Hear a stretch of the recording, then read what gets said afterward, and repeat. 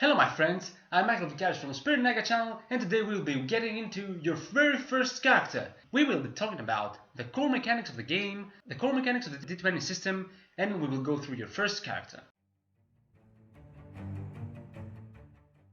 Before we get into it, please hit that like button, hit that subscribe and the notifications bell to receive all the latest notifications for videos and much more, and all the stuff I'm getting out there. And also, leave me a random comment if you want, or if you just want that, you can share with us your very first character in Dungeons & Dragons. I will be answering all the comments, and I will share my own character too in the pinned comment down below. Let's get into it, shall we? The first thing we're gonna learn today is the core about D20 system. This is the system that Dungeons & Dragons uses. For example, imagine backgammon. It uses the D6 dice to determine the length that you will move the piece. Or snakes and ladders. A D6 also tells you how far you can move your pawn. Okay? So, Dungeons & Dragons does not rely just on one dice, or just the D6, but instead there are 7 dice you can use. A D4, a D6, a D8, a D10, D12, D20, legendary one, and the D100. This is special dice that you will roll with the help of 2 other dice, or you can go out there and buy a huge die like this. Okay, each and every dice has its own purpose, but we will get them soon. For now, let me explain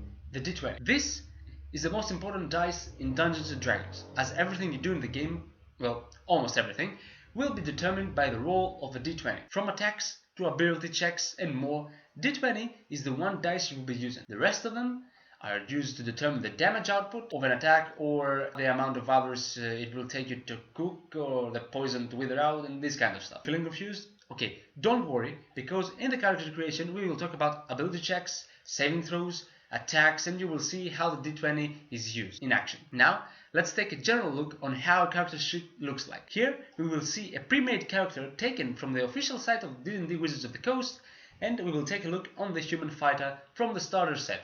All these are in the links in the description down below. You can go and check them out, and all these are official. Spoilers ahead, because we will be looking at the human fighter from the starter set.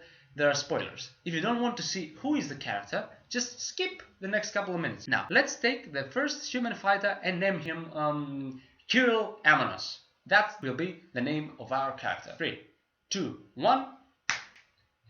And here we are. Now, this is the character sheet. This is how it looks like. Up to the left corner, we see the Dungeons & Dragons logo and the character name. Here you fill your character's name. This will be Kirill Amanos as we named it. Just right of it is the class and level. This is the fighter 1, the background, which is a noble, the player name, which is a Michael for me, the race, which is human, alignment, which is a lawful neutral, and experience point that you take from playing. We will explain how the character sheet works and how it looks like, and after that we will go and create our own character, as the D&D basic rule says. Here to the left we see our attribute points. These are the abilities we have. It's the strength, dexterity, constitution, intelligence, wisdom, charisma. These are determined by the small numbers you see in the circle area down here. It's 16, 9, 15, 11, 13, 14, etc. These big numbers is what we add as a modifier. How the modifier works? Okay, we roll our ability points. We roll a 16, just say. The ability modifier is 16 minus 10 divided by 2. 16 minus 10 is 6, divided by 2 is 3. So we get a plus 3 on our ability. The modifier is what we will be using on all of our checks, saves, rolls, etc. Just to the right of them, we see the inspiration. This box is checked only when the Dungeon Master, Game Master, gives us some inspiration about a great deed we have done, or for great role-playing, or etc. We will talk about that in a future video. The inspiration thing requires a video of its own, because it's a great matter. And just below that we see the proficiency bonus. This scales with the level you are. Now we're level 1, so the proficiency bonus is plus 2. If we go to another level, then it will go to plus 3, and etc. Just below that is the saving throws. This is what we will be using for the saves. A saving throw is a special kind of roll in which your character gets to save themselves from something bad. Let's say a brick is falling onto your head. Roll me a dexterity save. If you fail, the brick falls onto your head. If you win, if you get the success, well, you jump out of the middle and the brick falls down. The plain checks get this modifier on the left, the plus 3 on the strength per se. But saving throw, let's say a strength saving throw, will get a plus 5 on the roll. The little dots here indicate in which you are proficient. This human fighter is proficient in strength saves and constitution saving throws. So we get to mark them and add our proficiency bonus to the modifier. So it's 3 plus 2 is 5. -1 dexterity stays. +2 is +4 to constitution, etc. These are the skills. The skills are very important because that's what determines the flow of the game and the story. So we find an animal on the road and we want to tame it or to pet it. Or let's say we find a horse and we want to ride on it. In order to see if we can do that, we actually say to our DM, well, I want to ride that horse, and then tells you, okay, give me an animal handling check. An animal handling is this one, as you see here. How it works, you just roll the d20 and add the little number you see over here. For us, it's +1. The difficulty is always determined by the Dungeon Master, so let's say this is a DC 15 for the animal. We roll a 15 +1, it gets 16, so we win. We win the challenge, and then you get up on the horse and you ride it. Thank you very much. That's how ability checks work. If you want to remember something, if you want to see if someone is lying, if you want to persuade someone, if you want to steal from someone, if you want to track something, everything has its own skill check. You will see that every check here has a name. It's acrobatics, animal handling, arcana, athletics, deception, history, insight, etc. It's a whole bunch of skills, and to the right you see with the gray here in parentheses dex, whiz, int, strength, etc. STR is strength, dex is dexterity, CON is constitution, int is intelligence, whiz is wisdom, and cha is charisma. This indicates what number we will put to the left of the skills. So acrobatics is dexterity based skill, so we will put the -1, which we have in dexterity, the modifier. Animal handling is wisdom, so we'll put a +1. Arcana is intelligence, we have 0 modifier, right? +0. Athletics is a strength based skill, but you see that here is +5 instead of +3, and that's because in the character creation you get to choose in which skills you are proficient. As with saving throws, the little black dots indicate in which skills we are proficient. In that case, we are proficient in athletics, in history, in perception, persuasion. That's not the only ones we get to be proficient. So we add our proficiency bonus, which is +2, to the skill. So it's +3, +2 is +5. The history is intelligence base, is 0, +2 is goes to 2, etc. Just below that, that's the passive wisdom, the passive perception that each character has. Sometimes your DM has not told you at all, give me a perception check to see if someone is hiding, because you might not think that someone is hiding there. But let's say that an enemy has rolled less than our passive perception here, so we will get to notice him even though we didn't roll for it. That kind of stuff. That's on the DM most of the times. Down below you see this box here that says other proficiencies in languages. Here we get to write whatever proficiencies we have, to weapons, to armor, to tools, and most of the stuff. And also the languages. Here we see that our human fighter has proficiency in all armor, medium, light, and heavy, and shields. That means that Hero Laminos can wield the shield and add the modifier. The simple weapons, the martial weapons, and the playing cards. The languages that our character knows is Common, Draconic, and Dwarvish. That's what our character knows. Here in the middle, we see that there are some boxes here. The one with the shape of a shield says armor class, and this is 17. Now, what an armor class is? The armor class is our total defense, let's say. This number is what an enemy or someone has to beat in order to hit us. We will see how combat works in just a bit. Whatever roll the other creature rolls, it has to beat that 17. So let's say I am going to attack my character and I roll 15 with no modifiers. I lose, I do not hit him. But if I do roll a 19 per se, I get to hit that character because he has a 17 armor class. The armor class number is generated differently each time, depending on what armor you're wearing, depending on your dexterity, and depending on what race you are and what feats you have. In our case, it is 17 because we can see that we're wearing a chainmail. And we have the feature here that our fighter has is the fighting style of defense. That says that while we are wearing armor, we gain +1 bonus to armor class. This bonus is already included to our AC, so we see here that it's 17. 16 from the chainmail, +1 from this bonus, so it's 17. Initiative here is the number that we will add to our initiative roll when the combat erupts, we roll to see who goes first and who goes next. So we will roll the d20 and we will subtract 1 because it is dexterity based check. And our speed is 30 feet. That's how much we can run, how far we can go during the combat. This box here says the hit points maximum and our current hit points. The hit point maximum for this human fighter is 12. This occurs from our race selection and our class selection. Our class is fighter, and since our class is fighter, the fighter's hit die, as you see, is 1d10. At the first level, always we get the maximum hit points we can roll. So we get 10 hit points, but because we have a constitution of +2, we can add +2 to our hit points. So we have 12 total. Here we write how many hit points we have left. Here it's blank because I'm not writing anything. And the temporary hit points that we can win during the battle. This is the total of hit dice we have. We have 1d10, so I would write 1 remaining. We can expend hit dice to do various things. The most common thing is to replenish hit points during a short rest. For the short rests and long rests, we're going to talk to another video, but in a few words, long rests are a good night's sleep of 8 hours per se, and we replenish all the hit points, but a short rest is sleep for at least 1 hour. You can choose to subtract 1 hit die or as many as you have hit dice to replenish some hit points. So let's say if I have 5 hit points left and I want to do a short rest and regain some points, I expend my 1 hit die and I roll it, and I roll a 5, let's say, and so I get back 5 hit points. So I'm going to be to 10 again. To the right are the death saves. The death saves are the last saves our character is going to do. I'm saying last because our character might die after those saves. So that's a plain difficulty challenge of 10. DC 10, we have to roll a d20 and check if it is lower or higher than 10. If it is higher than 10, then we get a success. If it's lower than 10, we get a failure. 3 successes means that your character is stabilized at 0 hit points but free from death until it gains at least 1 hit point.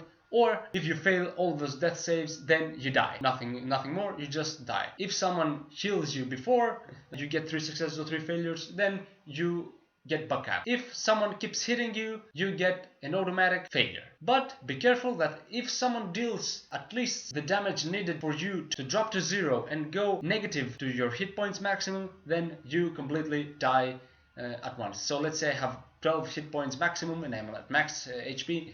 Someone hits me for 24 damage, I'm dead. Completely dead. At once. No death saves for me. That's how death saves work, and boy, these are one of the most important saves your character is going to do to their journey. Here is my attacks and spellcasting. You see I have a great axe and a javelin. Different weapons have different damage outputs, different abilities that they're using. For example, the great axe is a weapon that it uses strength as the ability modifier that you're using to your attack. And we are proficient with this weapon. We saw before that we are proficient with simple and martial weapons. We have the Great Axe, which is a two-handed weapon, and we are proficient with it. The Great Axe uses strength as its primary ability, so it gets a +3 on our attack roll. Also, we get a +2 from our proficiency bonus, so we have a +5 to our attacks. The damage output of a simple Great Axe is 1d12. When we attack someone and we damage them, we roll our d12 to determine how much damage we dealt to them. But we also get to add the +3 because it uses strength. We get 1d12 +3. And this type of damage is slashing damage. But if we see the javelin, the damage is 1d6 +3, because again it's strength, of piercing damage. Here we can see that we can throw the javelin from 30 feet up to 120 feet, with disadvantage on the attack roll if we do it on the 120. Here we see the equipment box, which it has some little boxes inside it. Now, these little boxes showcase the amount of money we have. Here are the copper pieces, the silver, the electrum, the gold, and the platinum pieces. Here, our human fighter has 25 golden pieces. And we see the equipment we have. The chainmail, the great axe, 3 javelins, backpack, blanket, tinderbox, etc, etc. But we also see that in the chainmail, while wearing this armor, we have disadvantage on dexterity stealth checks. So, stealth we will roll every time with disadvantage because we are wearing a chainmail. What advantage and disadvantage means? When you have advantage, you get to roll 2 d20s and get the one who rolled the highest. When we have disadvantage, we get to roll 2 d20s again, but we get the one that rolled the lowest. On the third panel, we see our personality traits. our ideals, bonds and flaws. This is the personality of our character. That's what brings our character to life, and that's what drives our role-playing. Here, different characters with different races, different backgrounds, and different classes have different personality traits, ideals, bonds and flaws. They can be drawn most of the times from the character options we have, or we can write our own if you want. 2 personality traits, our ideal, the bonds, and the flaw. Wealth can help me restore my legacy. That's what drives our roleplay. And what I mean by that? I mean that we get to roleplay our character according to these traits. So what I would do with my character, my great axe would be the most important thing I had. If someone went down to touch it without my permission, I would strike him. If I lost it, then I would probably be driven mad or seek to get it back as soon as possible. And whenever I saw gold, I will just run towards the gold and swim on it, just like Scrooge or just like Thor in Oakenshield did to the Hobbit. That's because that's my flaw. That's what can drive your roleplay. These are the leads. And also your alignment, but this is a whole other story. We'll get to do a certain video on alignment some other time. Lastly, these are the features and traits that our character has. These features and traits, you can get them by choosing a race, the class sometimes, and sometimes from the background. Here, our second wind is that we have a limited well of stamina we can draw to protect ourselves from harm. We can use a bonus action to regain hit points equal to 1d10 plus our fighter level. Once we use this feature, we must finish a short or long rest before we can use it again. So once per short rest or long rest, we can use the second wind. Our fighting style is defense. We said before that we get a +1 to bonus to the AC and the position of privilege. Now this is from background. Thanks to our noble birth, people are inclined to think the best of us. We are welcome in high society, and people assume that we have the right to be wherever we are. The common folk make every effort to accommodate us and avoid our displeasure, and other people of high birth treat us as a member of the same social sphere. We can secure an audience with a local noble if we need to. So this can help us a lot in roleplay or quests we have to deal with noble people. I don't know, whatever we want. This is the card where it says everything. In the starter set, this is all we're gonna need to level up our character. But I strongly recommend you to grab those quick start rules or the official player's handbook from the Wizards of the Coast. Of course, go grab a copy and see how we can advance our character to higher levels and how to create a character. Because the quick start rules have only the core and basic rules you're going to need, and some of the core races and classes you're really going to use. We have the human. Each race and each class has different abilities, different advantages, disadvantages, and different ability scores, plus and minus. So, as we said, we are human. You can read everything about the concerning humans. The fighter, everything about concerning fighters.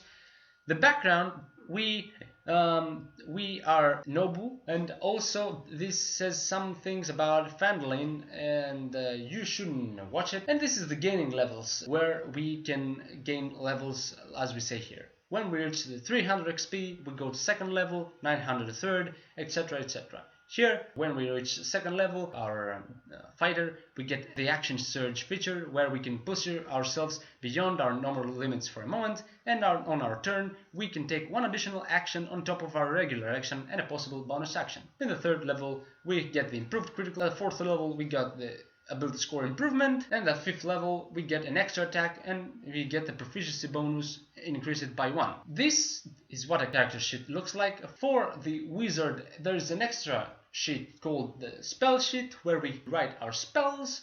We will see that in the future video where we are going to create our character. So stay tuned, because the next video is going to be how to create our very own character. Let's get back to me. Okay, in the next video we are going to see how to create our very own character. Now we saw the basics of the character sheet and how character sheets work.